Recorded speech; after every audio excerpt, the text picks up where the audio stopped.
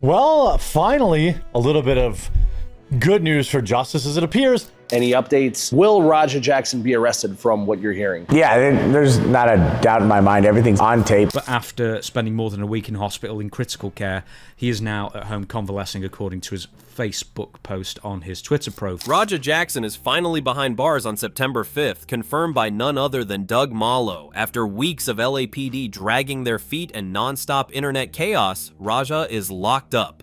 This is a brutal turning point that shatters every lie, excuse, and delay.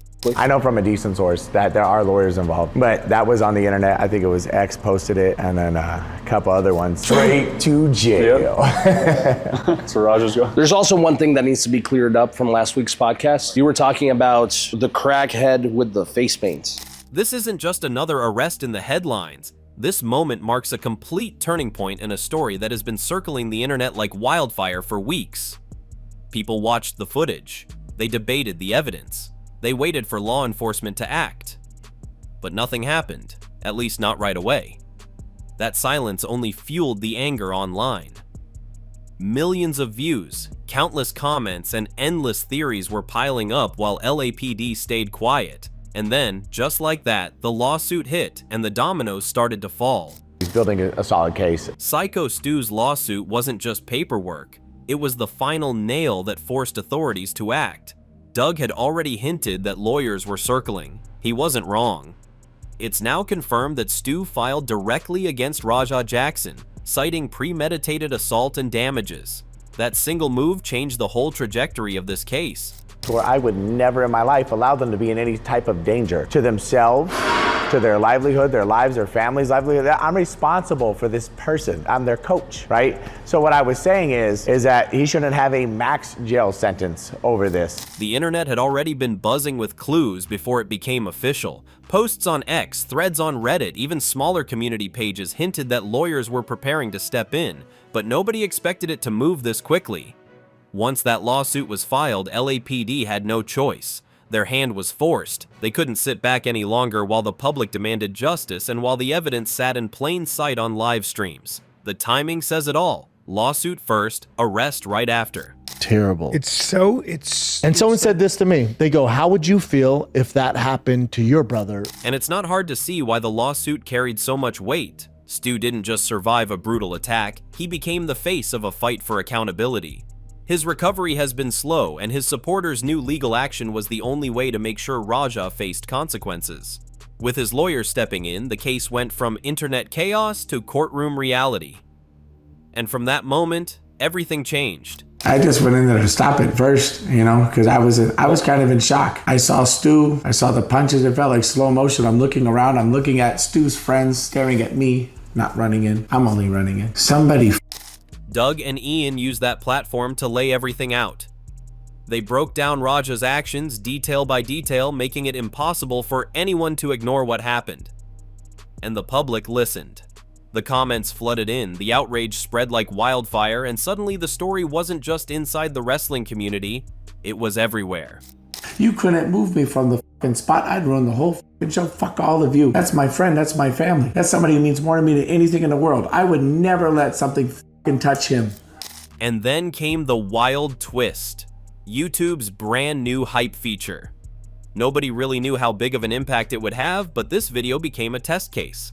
Fans didn't just like the video, they hyped it non-stop. That hype turned into fuel. The numbers climbed higher, the reach spread wider, and the conversation spilled out onto every corner of social media. Just LAPD tends to drag their feet. So the detective asked me a bunch of questions. I even asked about my implications, just because it's, you're involved and whatnot. And he goes, no, there's nothing to worry about. Like, you're just trying to get compliance. Everything was towards. It's proof that internet exposure can bend reality. Without that podcast, without those million views, maybe this story never breaks through. Maybe the LAPD never feels the pressure to act. But because people saw it, because they hyped it, because the outrage became impossible to contain, justice finally started moving. Attempted murder. Right, this attempted murder, he landed like 20-something punches on him. 23. 23. That's what makes this so much bigger than a single arrest. This is about a community demanding accountability and refusing to stay quiet. It's about fans turning a viral video into real-world pressure that authorities couldn't ignore. And it's about Doug and Ian using their platform to shine a light on a story that too many people wanted to sweep under the rug.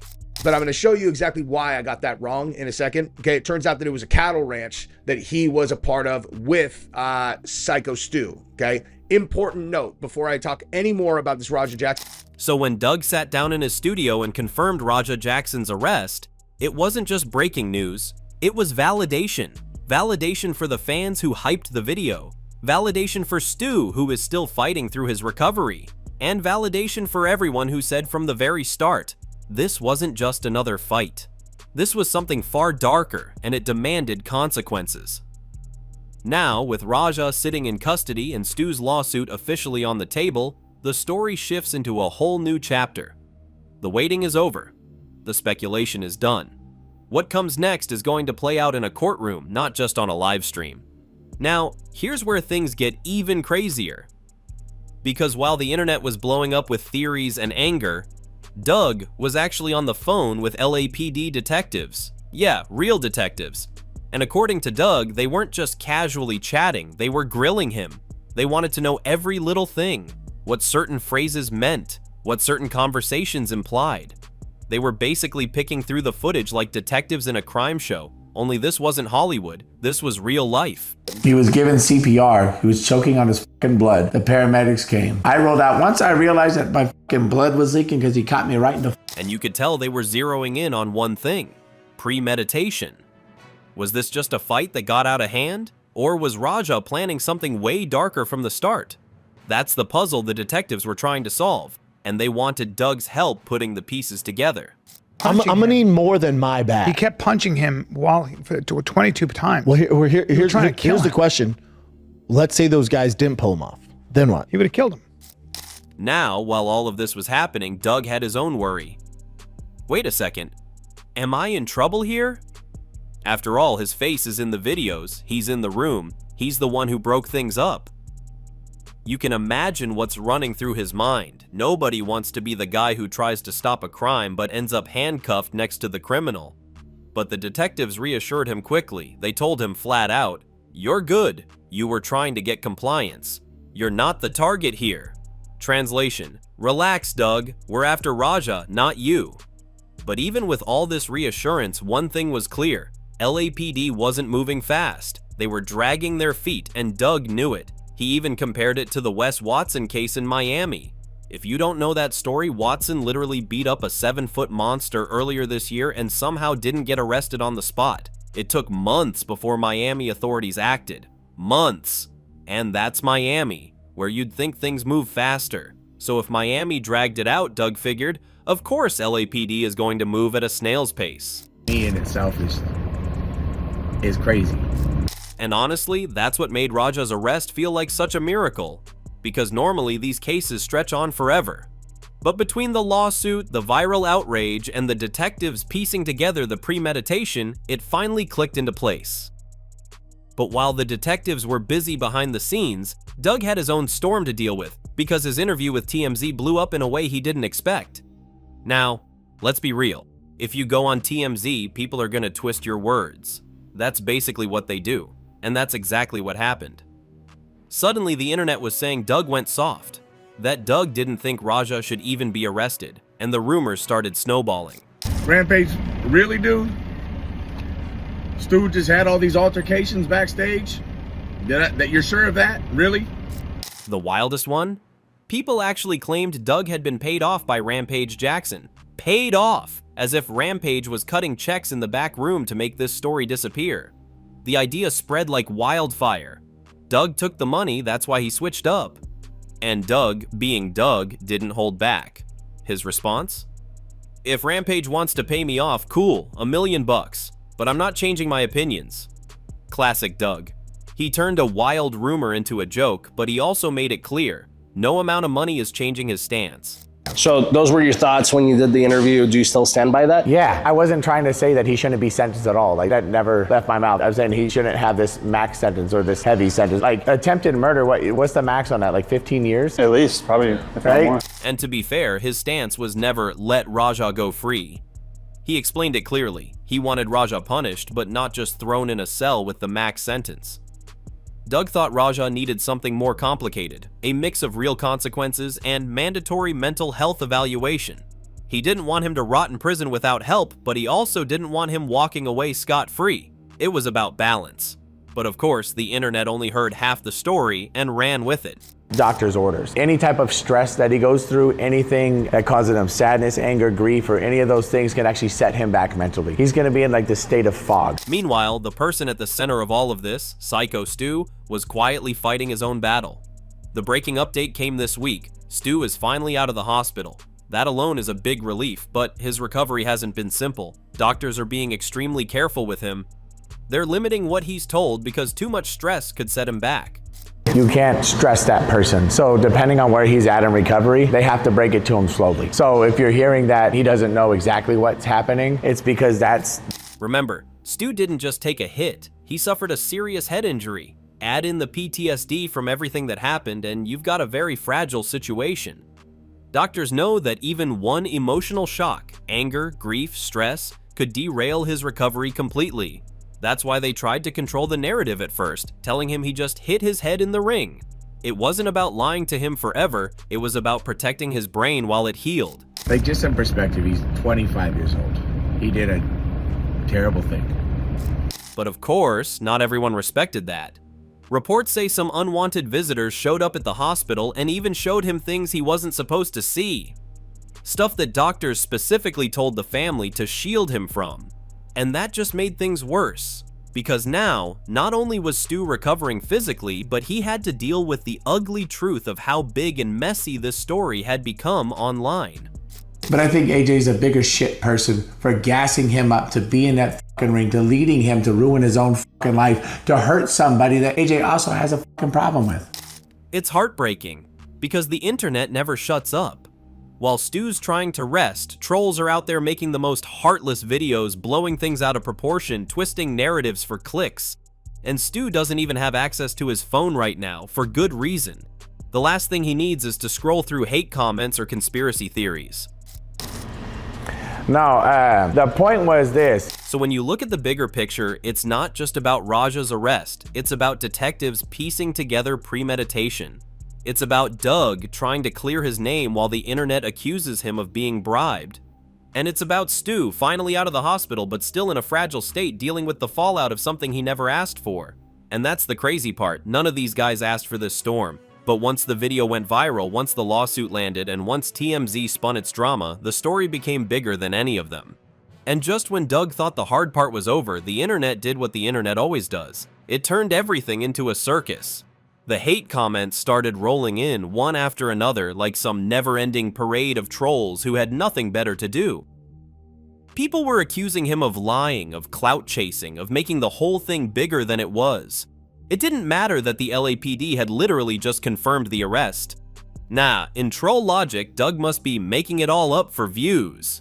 When they told him, like, dude, he's fucked up, man. Like, his heart flatlined. Like, you fucked up. And he goes, my bad. Well, no. Excuse me? And then came the wildest rumor of them all, the so-called crackhead with face paint mix-up. In one of Doug's breakdowns, he made a passing comment about a dude who looked like he'd just stumbled out of a bad carnival. Instantly, people twisted it into, Doug's dissing Elias! Which made zero sense because Elias was the 17-year-old who literally jumped in to help. That kid is a hero. Doug clarified right away, he wasn't talking about Elias at all. He was talking about some random guy on the sidelines. But of course, once the internet gets its hands on a narrative, it's game over. Suddenly, Doug is trending for attacking a minor, when in reality, he was praising the kid non-stop. They give me the best advice because, I mean, it's not a terrible amount of hate, but it's enough to, like, perturb me, so I'm... And that's where it really cut deep. Because every time Doug scrolled through the comments, it wasn't just people disagreeing. It was people making him relive the trauma over and over again. Every nasty comment was like ripping the scab off a wound that hadn't even healed yet. Doug even compared it to his old prank days with Eric. Back then, hate comments were just noise. If someone called you a clown for pranking strangers at Walmart, who cares? You laugh it off. But this time, it wasn't about goofy pranks or viral jokes. This was literally life and death. And when the stakes are that high, the hate doesn't just bounce off, it sticks. But while Doug was fighting trolls online, the real question loomed. What happens to Raja Jackson now? The arrest was big, but it was just the beginning. Because the courtroom is where the real battle starts.